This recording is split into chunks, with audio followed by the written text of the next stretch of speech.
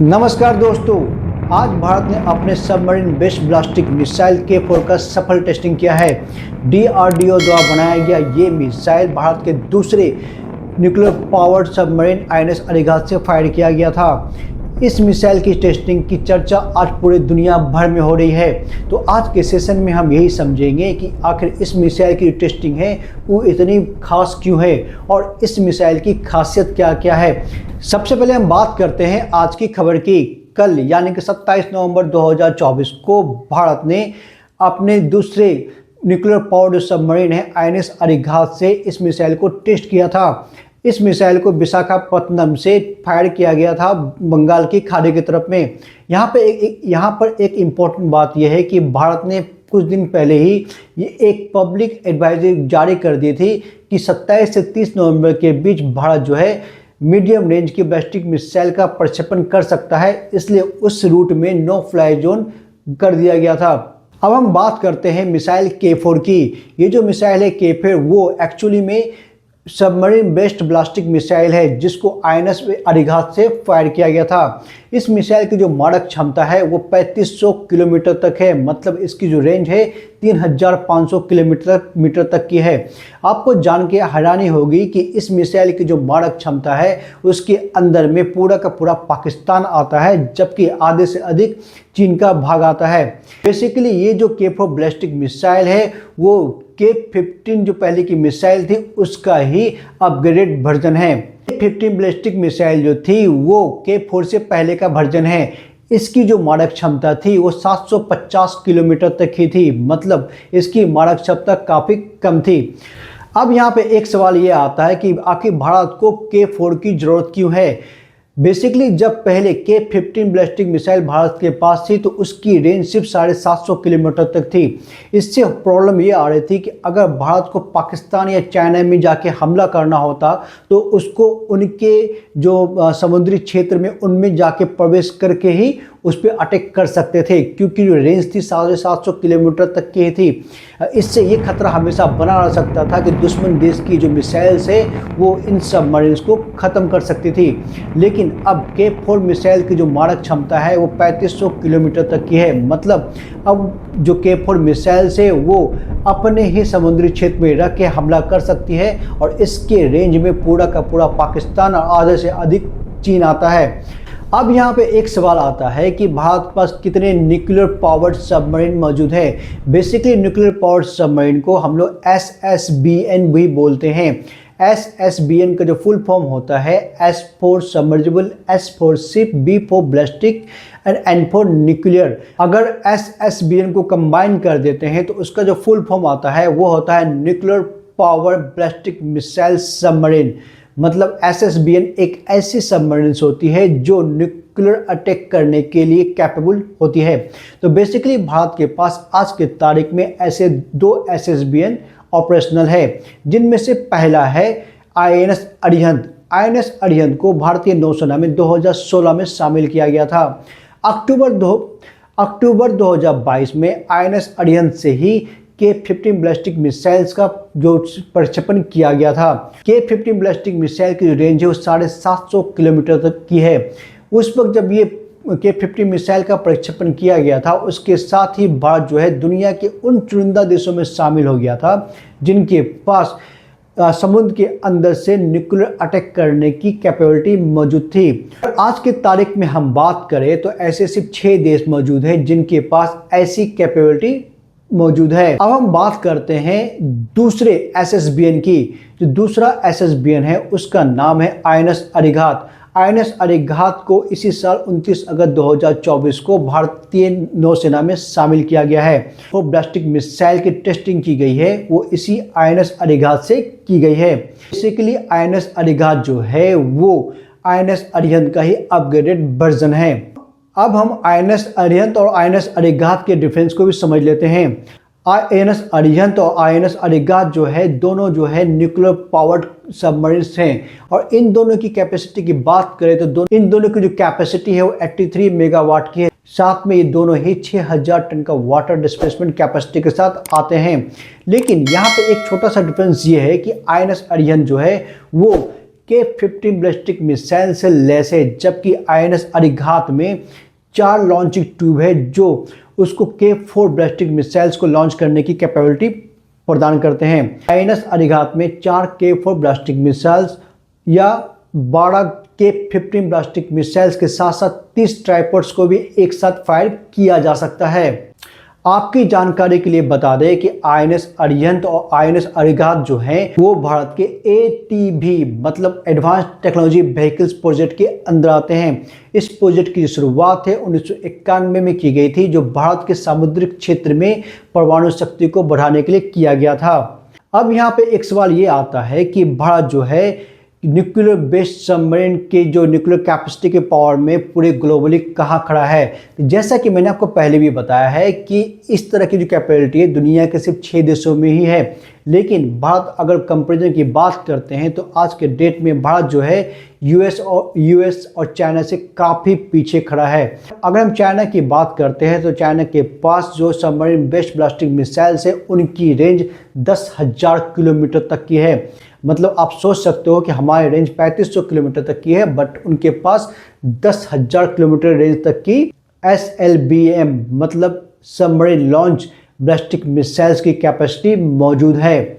इस हिसाब से आपको आइडिया लग गया हो कि हम चाइना से कितने पीछे हैं। इसके साथ साथ चाइना के पास जिन क्लास की 6 न्यूक्लियर पावर्ड सबमरीन मौजूद है और इसके साथ साथ उनके पास एक पूरा का पूरा बेड़ा मौजूद है SSN का। अब आपके मन में ये सवाल आ रहा हो कि ये SSN क्या है। बेसिकली SSN का जो फुल फॉर्म होता है वो है न्यूक्लियर अटैक सबमरीन। ये जो न्यूक्लियर अटैक सबमरीन्स होते हैं वो काफ़ी छोटे होते हैं आकार में। बेसिकली इनके पास जो है न्यूक्लियर वॉरहेड नहीं लगा होता है, मतलब ये न्यूक्लियर अटैक नहीं कर सकते हैं, लेकिन इनके साथ इनमें जो क्रूज मिसाइल्स लगी होती है जो आराम से क्रूज मिसाइल को फायर करके दुश्मन की शिप्स को ख़त्म कर सकती है। ये आकार में जो SSN होते हैं वो काफ़ी छोटे होते हैं और इनका जो बेसिक काम होता है वो दुश्मन के इलाके में जाके गुप्तचरी करना होता है। वो जासूसी करते हैं, छोटे होने की वजह से वो कहीं भी चले जाते हैं। साथ में SSN जो होते हैं वो मिसाइल से लैस होते हैं जो कहीं पे हमला भी कर सकते हैं, बट जो SSN होते हैं वो बैलिस्टिक मिसाइल से लैस नहीं होते हैं, इसलिए वो न्यूक्लियर हमला नहीं कर सकते हैं। इसके विपरीत अगर हम SSBN की बात करते हैं मतलब सबमरीन मतलब न्यूक्लियर पावर्ड सबमरीन की बात करते हैं तो वो साइज में बड़े होते हैं और वो अपने यहाँ से बैलिस्टिक मिसाइल्स को फायर कर सकते हैं। तो INS अरिहंत और INS अरिहंत जो हैं वो SSBN कैटेगरी में आते हैं, जबकि आज के तारीख में अगर SSN की बात करें तो भारत के पास एक भी अपना स्वदेशी SSN मौजूद नहीं है। लेकिन भारत ने अपने इस कमी को पूरा करने के लिए ऑलरेडी रसिया से लीज पे एक SSN लिया हुआ है। ये जो SSN था उसको 10 साल के लीज पे भारत सरकार ने लिया था जो 2021 में ख़त्म हो गई। 2022 में भारत सरकार ने फिर से रसिया के साथ 3 बिलियन का वापस लीज एग्रीमेंट साइन किया है और अब जो दूसरी SSN आ रही है उसको चक्र 3 नाम दिया गया है। ये जो चक्र 3 है वो काफ़ी एडवांस टेक्नोलॉजी को बेयर करती है और ये समुद्र में इसका एक अलग ही रुतबा है। इसके आने के बाद भारत की जो समुद्री ताकत है ऑब्वियसली और ज़्यादा बढ़ जाएगी। अब आपके मन में ये सवाल आ रहा होगा, जब भारत SSBN को डेवलप कर सकता है तो भारत ने आज तक SSN को डेवलप क्यों नहीं किया। इसके लिए भारत ने ऑलरेडी एक प्रोजेक्ट चला रखा है जिसका नाम है प्रोजेक्ट 75 अल्फा। इस प्रोजेक्ट के तहत भारत जो है 6 SSN का उत्पादन करने वाला है। इस पूरे प्रोजेक्ट का डिजाइन वर्क पूरा हो चुका है और उम्मीद की जा रही है कि 2032 तक भारत के पास अपना खुद का 3 SSBN डिलीवर हो जाएंगे। इसके बाद जो 3 SSBN होंगे वो हायर कैपेसिटी के होंगे जो बाद में डेवलप किए जाएंगे।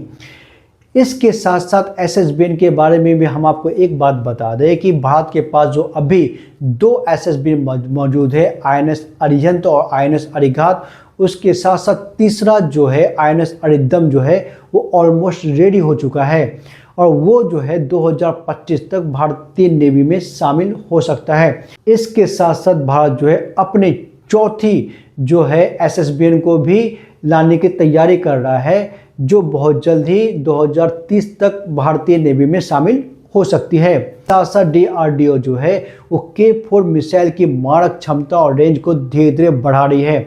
बहुत जल्द K5 मिसाइल की भी DRDO टेस्टिंग करने वाली है, जिसकी जो रेंज एक्सपेक्ट की जा रही है वो 5000 किलोमीटर तक होगी। और उसके बाद जो K6 मिसाइल है वो भी अंडरलाइन है, जिसकी रेंज 6000 किलोमीटर तक होगी। समझते हैं कि न्यूक्लियर पावर्ड बेस्ड सबमरीन की जरूरत क्यों होती है। इसको हम भारत और पाकिस्तान को एग्जाम्पल को लेकर समझते हैं। सपोज करो कि भारत और पाकिस्तान में कश्मीर इश्यूज को लेकर लड़ाई शुरू हो जाती है। आज की डेट में भारत और पाकिस्तान की अगर सैनिक क्षमता की बात की जाए तो भारत जो है पाकिस्तान से कहीं ज़्यादा आगे है, और डायरेक्ट लड़ाई होती है तो भारत जो है पाकिस्तान पे भारी पड़ेगा। लेकिन अगर हम न्यूक्लियर अटैक की बात करें तो भारत और पाकिस्तान के पास परमाणु बमों की संख्या जो है लगभग बराबर है।